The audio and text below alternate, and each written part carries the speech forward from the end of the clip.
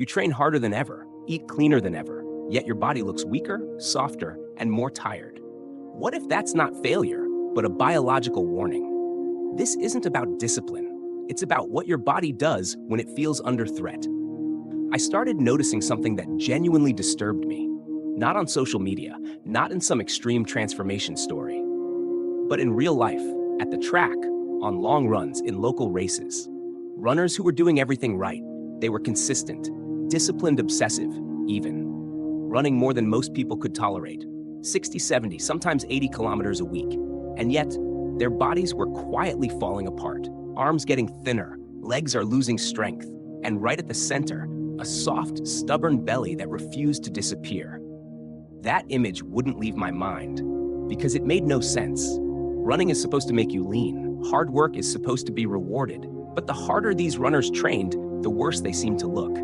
And that's when an uncomfortable thought hit me. What if this isn't a motivation problem? What if it's a biological warning? Before we go any further, welcome. If this kind of honest, science-driven conversation about running and the body matters to you, subscribe to the channel.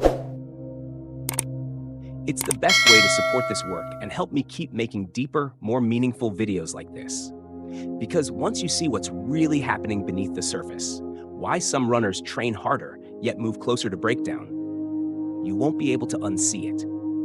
And by the end of this video, you'll understand why running can either build your body or quietly push it into survival mode. And once that thought took root, I started seeing the pattern everywhere. This wasn't about one unlucky runner som another bugger. It was a recurring shape, almost a signature.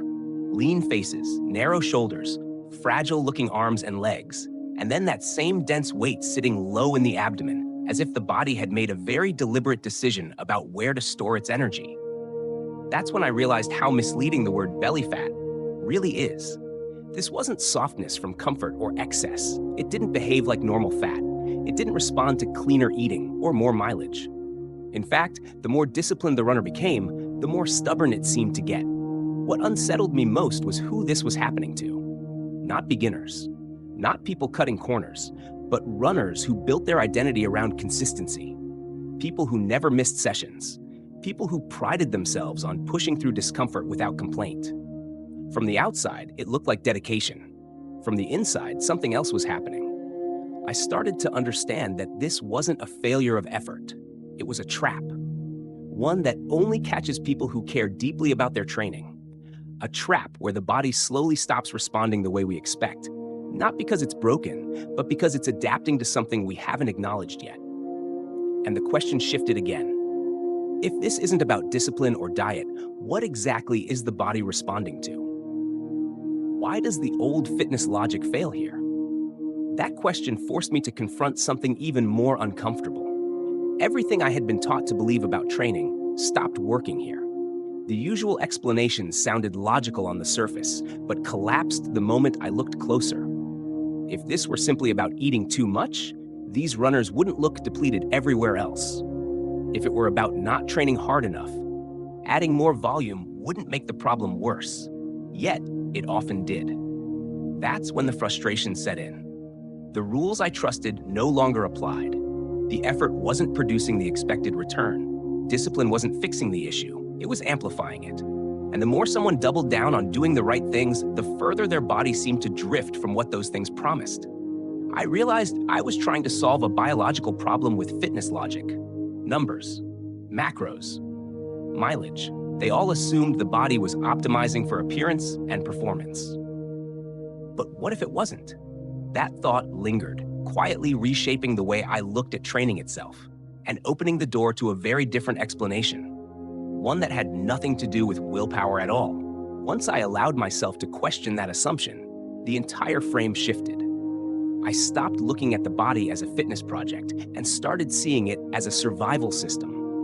One that doesn't negotiate, doesn't care about goals, and certainly doesn't care about how we think things should look.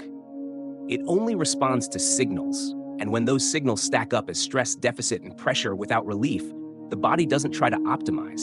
It prioritizes. That's the part most of us miss. We assume the body is always working toward improvement, when in reality, it's constantly deciding whether conditions are safe or threatening. Under enough strain, progress becomes secondary. Preservation takes over. Viewed through that lens, the changes I had been seeing no longer looked random or unfair. They looked intentional, protective, almost intelligent. The body wasn't failing these runners. It was adapting to a world that felt increasingly hostile. And once I saw training through that biological lens, I realized the real issue wasn't effort or discipline at all. It was the cumulative message we were sending every single day. That cumulative message, I eventually realized, had a name, and it was being delivered through a single hormone. Cortisol doesn't show up loudly. It works quietly, in the background, doing exactly what it's designed to do when the body senses prolonged strain. It frees up energy. It keeps you functional. It helps you survive. The problem isn't cortisol itself, it's what happens when the signal never shuts off. Under constant stress, the body starts making trade-offs. Muscle becomes expendable, especially in the limbs, where it costs the most energy to maintain. Breaking it down provides quick fuel. At the same time, energy is stored closer to the core, deep in the abdomen, where it can protect vital organs and remain accessible in an emergency. From the outside, this looks like a contradiction, losing muscle while gaining fat. From the inside, it's a calculated response. The body isn't sabotaging performance, it's reallocating resources under pressure. Once I understood that, the runner's belly stopped looking like a mistake. It looked like a warning. And once that warning is ignored long enough, another system begins to quietly power down. Testosterone is often talked about in extremes, but what struck me wasn't the stereotype. It was how precisely the body regulates it. Testosterone supports repair, adaptation, and the confidence to absorb stress and come back stronger. But it is also metabolically expensive. When energy becomes scarce and stress remains high, the body reassesses whether it can afford that investment. So production slows, not as a malfunction, but as a decision. What follows is subtle at first. Recovery feels incomplete. Muscles stop responding the way they used to. Motivation dulls. Training that once built, you now merely keep yourself afloat. Paired with elevated cortisol, the environment shifts from growth to conservation. The body isn't failing here. It's choosing survival over optimization. And the longer this state persists, the more misleading the symptoms become. You don't feel sick. You feel flat, drained, less like an athlete, and more like someone running in place while the ground beneath them slowly erodes. Why are they especially vulnerable? What makes this especially dangerous is that runners are almost perfectly designed to miss it. Endurance training rewards tolerance. We learn to normalize discomfort, to interpret fatigue as commitment, to keep moving even when the signals are unclear. Running is quiet enough, repeatable enough, that you can exist in a depleted state for months without anything obviously breaking. There's no single moment where the system fails, just a gradual dulling. And because progress in running often comes from doing more, the instinctive response is always the same. Add mileage, tighten structure, clean things up, push through. I've watched runners treat exhaustion like a personal flaw instead of a biological message. The culture subtly encourages it. Consistency is praised, rest is negotiated, warning signs are reframed as mental weakness. That's why this trap catches serious runners more than casual ones. The better you are at enduring stress, the easier it is to mistake survival for adaptation. And by the time the consequences become visible, the pattern has already been running quietly in the background for a long time. Eventually, there comes a moment when the noise fades and something quieter takes its place. For me, it wasn't an injury or a dramatic breakdown. It was a growing sense that I was expending more and more effort just to maintain what used to come easily. Workouts felt heavier without being harder. Recovery stretched longer, yet never felt complete. The numbers still looked acceptable, but the body underneath them felt hollow. That contrast was impossible to ignore. I realized I was no longer training toward improvement. I was training to prevent loss. And that is a very different place to stand. It forced an uncomfortable question. If more discipline keeps me exactly where I am, what happens when I apply it even harder? In that moment, pushing forward stopped feeling brave. It felt careless. I began to understand that resilience isn't proven by how much strain you can endure, but by how well you can recognize when endurance has quietly turned into erosion. That realization didn't end the journey. It changed the direction of it. I stopped measuring progress by how exhausted I could make myself and started paying attention to what actually rebuilt me. I began to see that strength isn't something you squeeze out of the body through force. It emerges when the system feels supported enough to adapt. Lianis, performance, consistency, all of it flows downstream from that state. What I had mistaken for discipline was often just pressure. What I had called toughness was sometimes just neglect. And the body, patient as it is, had been signaling this for a long time. Reframing the goal meant letting go of the idea that harder is always better. It meant understanding that recovery is not the absence of training, but a biological requirement for it to work. Progress, real progress, comes from creating conditions where the body feels safe enough to invest again, not where it's forced to survive another week. That shift didn't make training easier. It made it honest. Once training became honest, it also became more revealing. Instead of searching for another rule to follow, I began asking quieter questions, the kind that don't have immediate answers, but change how you listen to your body. Do I feel restored when I wake up, or merely functional? Do my easy days actually feel easy, or are they just less hard? When I rest, does my system soften, or does it stay tense? These questions aren't about optimization, they're about awareness.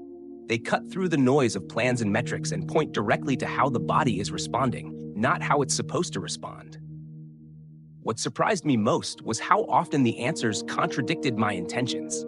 I wanted progress, but my physiology was asking for space. I wanted to push, but the system needed reassurance.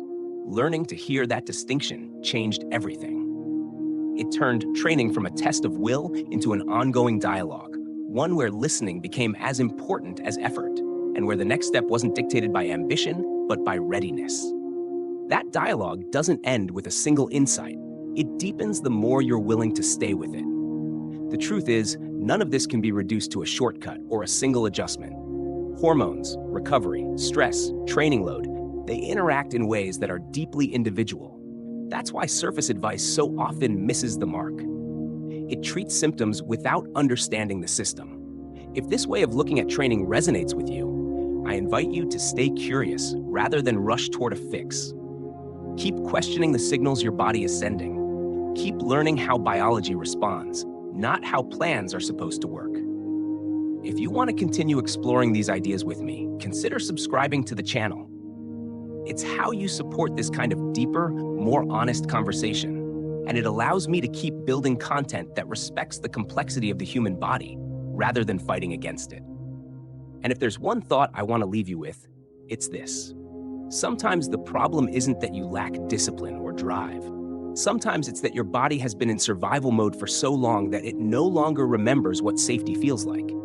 In that state, effort stops producing growth and starts producing erosion, no matter how well-intentioned it is. Running has the power to build you in ways few habits can, but only when the body believes the environment you're creating is supportive, not hostile.